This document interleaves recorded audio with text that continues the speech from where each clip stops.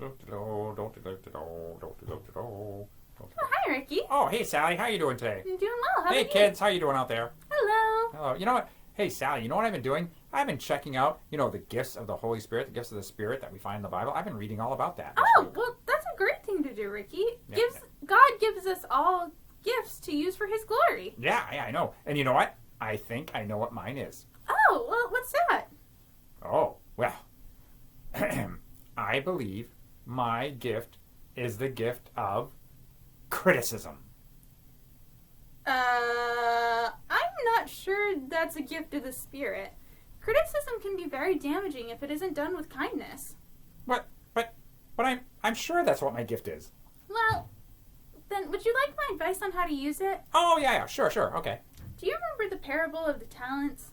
Oh, yeah. I remember that one. That's the one where the master gave one servant 5 talents, then he gave another servant 2 talents, and the last one he just gave the 1 talent, right? You got it. Remember what the guy with 1 talent did with his talent? Yeah, I remember. He never used it, right? He never used it. He just ignored it and buried it in the ground and kind of forgot about it. Then go and do likewise. Sally! Now, wait a minute. I mean, isn't constructive criticism sometimes necessary?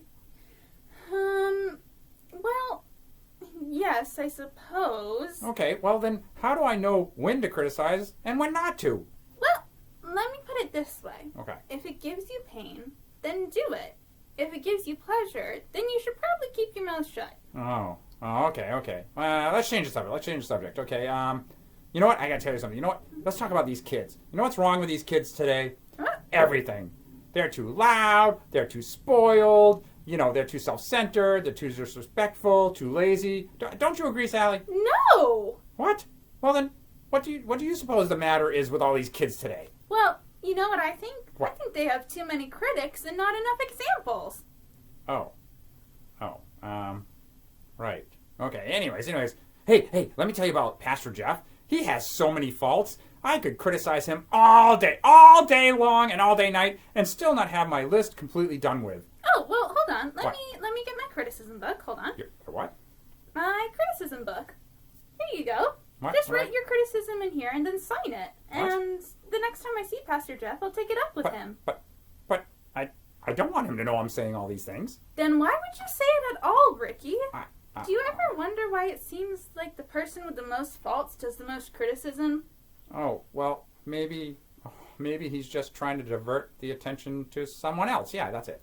Why don't we read our Bible and study a little more? Oh, Let's okay. start in Matthew chapter 7, verses 1 through 5. Okay, I have it right here. It says, "Judge not, that you be not judged. For what judgment you judge, you will be judged.